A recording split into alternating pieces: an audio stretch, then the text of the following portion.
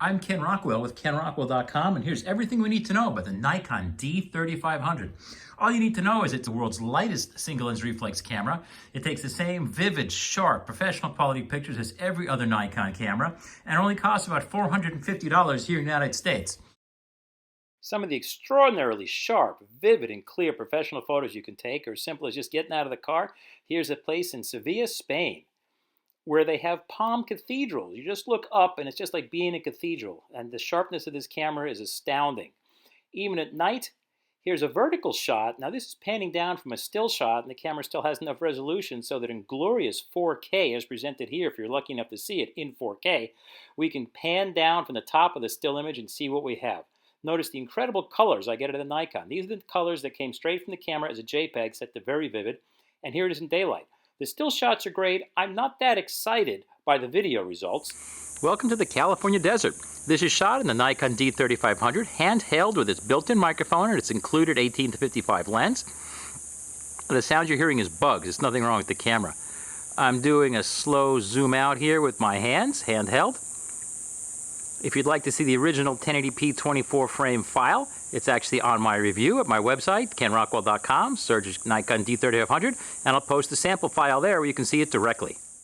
It's dollar for dollar the best camera buy on earth. It's got fantastic picture quality, and the only thing you lose compared to buying a $5,000 Nikon D5 is that it's not built as tough. If you want to step on it, run it over with an elephant, throw it off the back of a truck, it won't last as long. But if you take care of it, it's going to last as long as a Nikon D5, and it even has more resolution than a $5,000 or $6,000 professional Nikon D5.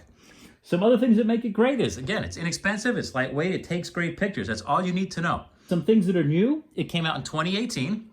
What's new compared to the old D3400 is brilliantly, they finally moved the buttons over here to the right-hand side. So we can control everything with one hand while we're shooting. We only need to use a left hand to set the flash up. Other than that, this is a great improvement in usability. It's got more battery life than last year's camera. It's rated over 1,500 shots per charge, meaning this thing is gonna run for weeks before you ever have to charge the battery. The biggest problem with that is you may take it on a vacation and totally have forgotten that you probably should charge the battery before you go, or at least bring your charger. It's an ounce lighter than last year's D3400. It's even a little smaller. The picture quality, again, is superb. I prefer it over Sony and Fuji because I can get brighter, more vivid colors, as you've seen, and I'm all about vivid colors.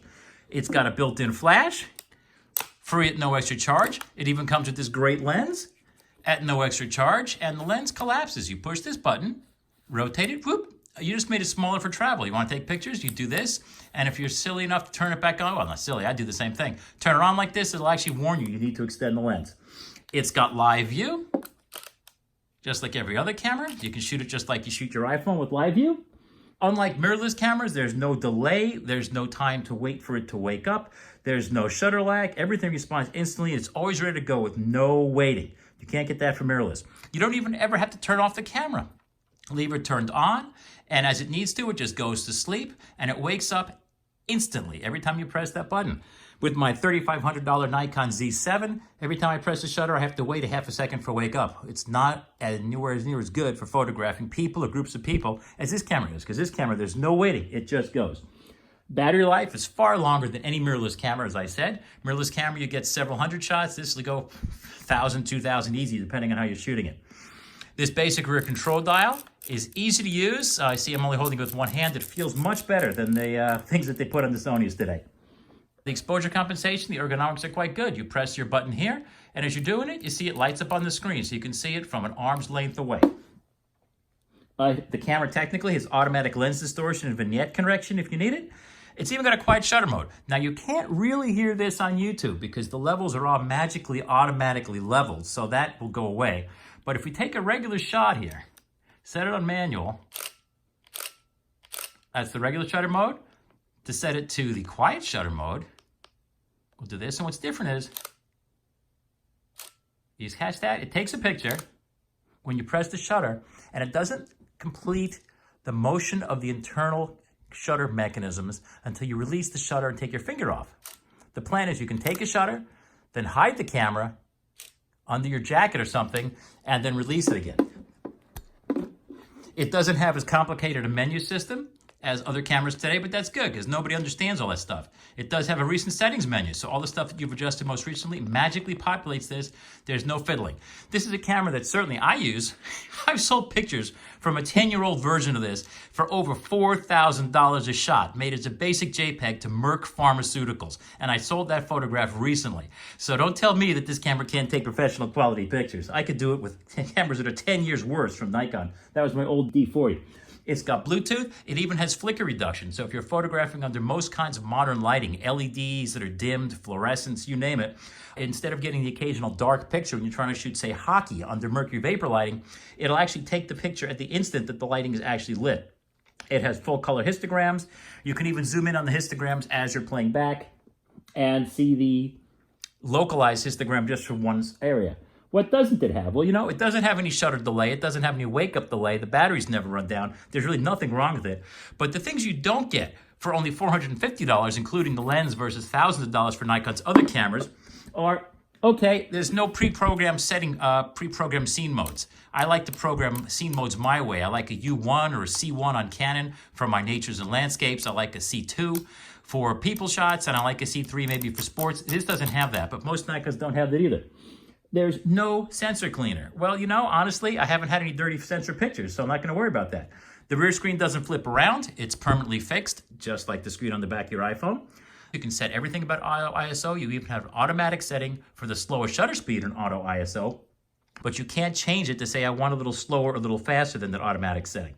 For that, you need a fancier camera. There's no automatic brightness control for this rear LCD. Very few cameras have that. Your iPhone does. It should have that because every camera you have to set to higher brightness when you go outside. There's no touchscreen. Oh my gosh, how horrible. There's no USB charging. You have to use the included compact charger. There's no electronic level, so just look at the camera and level it out. There's no HDR. Okay, too bad. You need a tripod for that. There's no Kelvin white balance settings, but the way you set that is you simply set your white balance like so. And then if you click to the right, did you catch that? Click to the right from that menu. Here you go. Now you can move this around. You can make it more orange, more green, more purple. So you get even more adjustment than you would get by Kelvin. It's just one more thing that, again, nobody who would buy this camera typically would understand that. There's no depth of field. Preview button is just not there. So what? You use live view, you'll see exactly what you get. There's no exposure mode selection in the Finder. When you see this, manual, aperture, shutter, professional mode, program, you can't see that indication in the Finder. So you have to either look here or simply look at the back screen. Press info, and there you go. There's no as-shot crop modes. Everything shoots with the complete sensor gate. You can't shoot in square or 4x3. There's no mic in jack. The only mic you get is this little mono microphone here for monophonic movies. But it also has no high price, no shutter lag, no wake-up delays, no proms, and even has a great lens for free.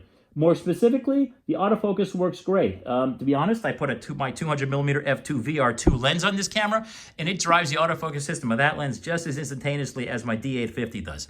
I prefer the Viewfinder screen. The Viewfinder screen in this camera, it actually has little red LED dots, and those little red LED dots don't get in the way of my picture like the big black rectangles do my D850. It works great in low light.